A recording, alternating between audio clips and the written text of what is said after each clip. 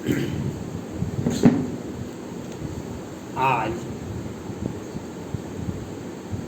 Make in India, make in India, Bharat में निर्माण होना चाहिए।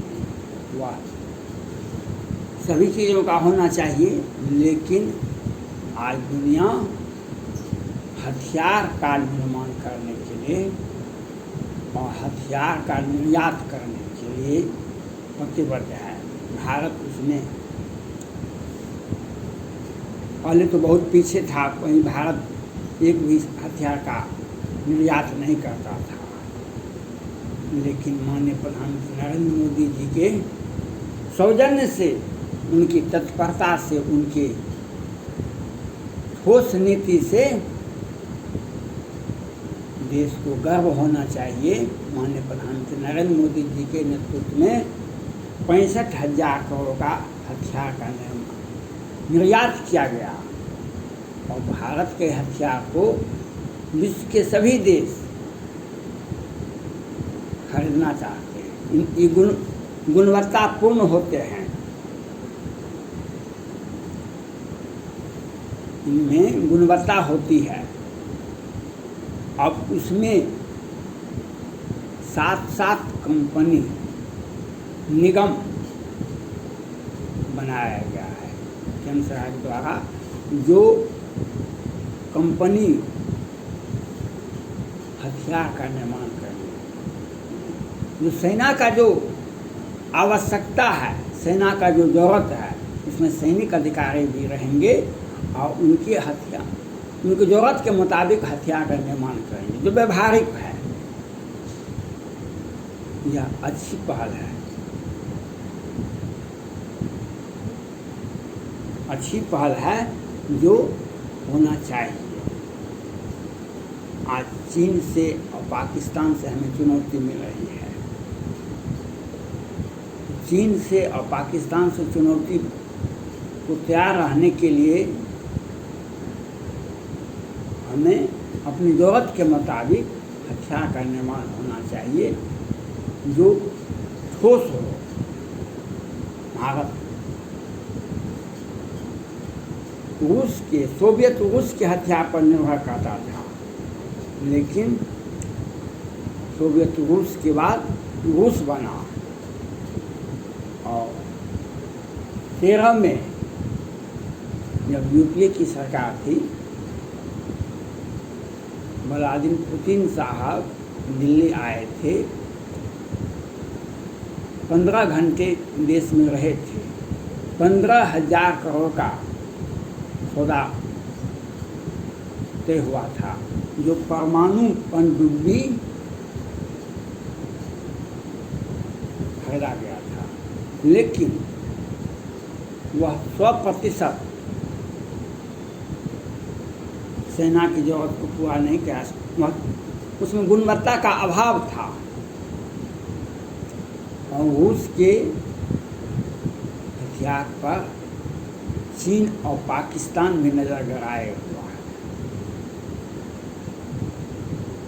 रूस परंपरागत ढंग से चल रहा है और चीन दुनिया के बाजार को खरीद रहा है, दुनिया के बाजार में अपना आधिपत्य स्थापित कर उससे पैसा लेने पड़ते हैं। चीन रूस को पैसा देता है, इसलिए भारत की दोस्ती पीछे पड़ जाती है। अब तो पाकिस्तान को भी हथियार दे रहा है, तो भारत को अपने सुरक्षा को ध्यान में रखकर इजराइल से, अमेरिका से, फ्रांस से हथियार खरीदा गया।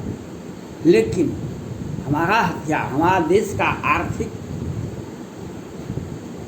मजबूती कैसे होगा? अभी युद्ध हो जाएगा कहीं तो बहुत बड़े आर्थिक संकट होगा। आर्थिक संकट को से उबरने के लिए हथियार का निर्यात होना चाहिए। हथियार का निर्यात होगा, 65,000 करोड़ रुपया आया, उससे हम युद्ध लड़ सकते हैं। हमारा हथियार गुणवत्तापूर्ण होता है। हमारा हर सामान का चीन में भी उपयोग किया जाता है। घर में के सब्जी दाल मसाले से लेकर के सारे सामान का, क्योंकि चीन का सामान वह अधिकांश सामान प्लास्टिक का जैसा होता है, लेकिन भारत का सामान ठोस होता है और उसमें गुणवत्ता होती है हर चीज़ में। भारत की जनता को, व्यापारियों को चाहिए चीन का एक भी सामान का निर्यात आयात नहीं करें। चीन का एक भी सामान का आयात नहीं करें। सरकार को चाहिए चीन से आयातित सामान पर अधिक टैक्स लगावे। पहले ही माननीय प्रधानमंत्री नरेंद्र मोदी जी ने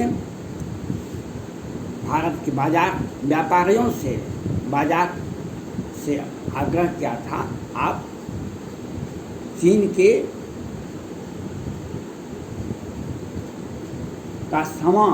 का सामान भारत के बाजार में नहीं आवे, इसके लिए आपको प्रतिस्पर्धा तैयार करना चाहिए। आप उससे सस्ते दर पर अपना सामान दें, जनता के बीच में होना चाहिए। सरकार बहुत समस्याओं से घिरे रहती है, उनका नीति एक बार हो गया, जनता को समझना चाहिए, व्यापारियों को समझना चाहिए। जो हम आपका बाजार में कोई विदेशी कंपनी, विदेशी सरकार आ जाती है, यह आपके लिए घाटा का विषय है। आपको सोचने के लिए आवश्यकता है। जनता को सामान की उपलब्धता चाहिए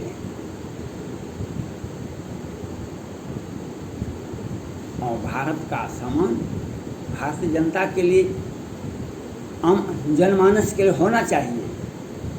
लेकिन हमारा सामान दूसरे चीन खरीदे, पाकिस्तान खरीदे, अमेरिका खरीदे, लेकिन हम दूसरे का सामान, और ख़ास करके किसी भी परिस्थिति में चीन का सामान का आयात नहीं करें, नहीं व्यापारी करें, नहीं सरकार करें।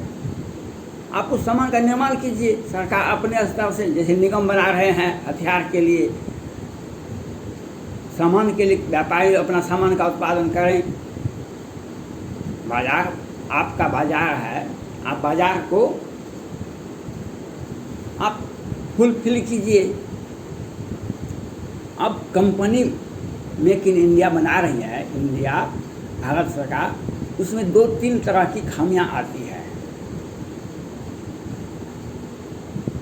जो कंपनी कॉलेज से MBA के छात्र, BTech, MTech के छात्र को कैंपस से सिलेक्शन कर लिया जाता है, और कुछ दिनों के बाद कंपनी कहती है हमारा आर्थिक स्थिति खराब है, हम कम छात्रों को अपने रोज स्टाफ को का छटनी करेंगे। माननीय प्रधानमंत्री नरेंद्र मोदी जी से अपील है, ऐसे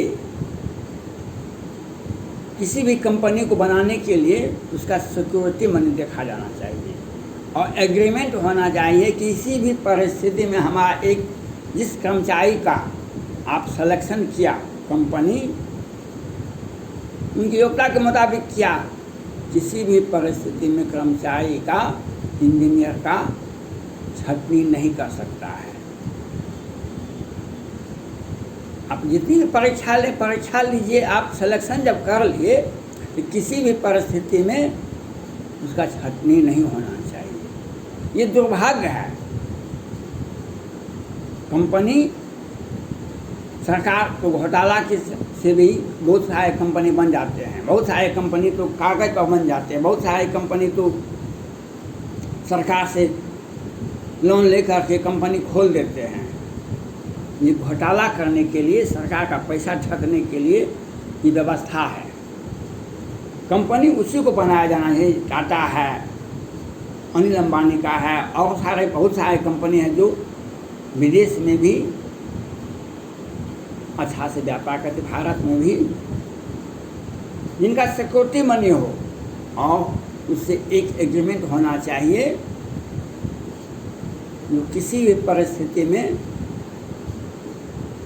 एक भी स्टाफ का जब सिलेक्शन हो जाए तो उसको हटाया नहीं जाना चाहिए किसी भी परिस्थिति में। उसका सरकार के मुताबिक उसका सभी सुविधा मिलनी चाहिए और 60 वर्ष तक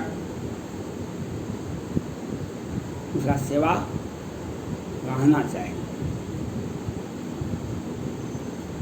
इससे भारत का कंपनी के प्रति लोगों का विश्वास पैदा होगा और बेरोजगारों को रोजगार मिलेगा। बहुत सारी कंपनियां ऐसा कर रही है देश में, जो 2 साल खटा लिया, कहता है कि अब हमारा कंपनी को खटा हो रहा है, कंपनी बाजार में सक्सेस नहीं कर रहा है, कंपनी में आप बैठ गया, बहाना कोरोना लॉकडाउन फलना चिलना यही सब कहता है। ये गलत बात है। सरकार उसकी रियल स्टेटस को देखे, उसे आर्थिक मदद करे। हमारा नौकरी हो गया और हमारा एज अब बैठा हुआ तो नहीं है, तो इस बात को ध्यान रखना चाहिए कि हम सरकार को निगम बनाना चाहते हैं, कंपनी बनाना चाहती है, तो जिस कर्मचारी को आप सिलेक्शन कर रहे हैं उस कर्मचारी को किसी भी परिस्थिति में उसको हटाया नहीं जाना। उनका सेवा सामंजस्य रहना चाहिए, उसका सेवा अस्थायी होना चाहिए। वह नहीं 10 वर्ष काम करवा लिया फिर निकाल के बाहर कर दिया, ये नहीं होना चाहिए।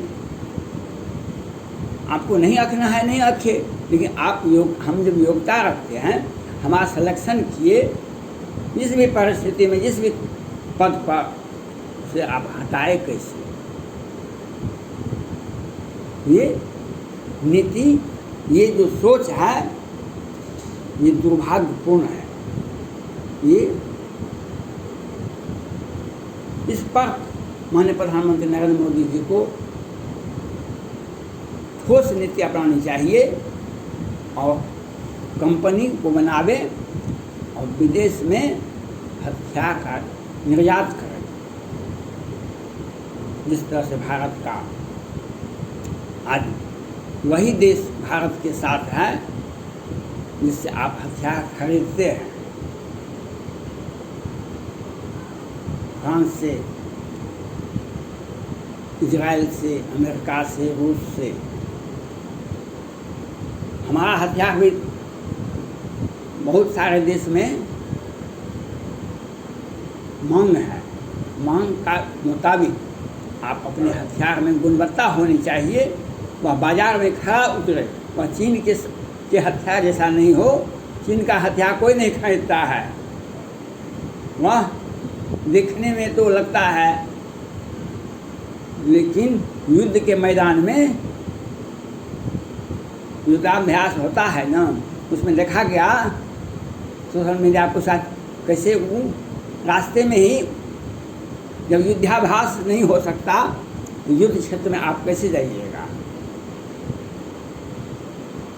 इसलिए हथियार का निर्यात करने से देश की अर्थव्यवस्था मजबूत होती है और देश सेना का जरूरत पूरा करने के लिए कंपनी का निर्माण होना चाहिए, जिसमें हथियार का निर्यात बनाना और निर्यात करना। निर्यात करना सरकार का अधिकार है, जो अमेरिका करती है, फ्रांस करती है, सारे देश करते हैं, लेकिन उसमें गुणवत्ता होनी चाहिए। और जितना में निगम बनावे, कंपनी बनावे, उसमें किसी भी परिस्थिति में एक भी कर्मचारियों का अगर सिलेक्शन होता है उसको आप हटा नहीं सकते। यह शर्त रहनी चाहिए। धन्यवाद।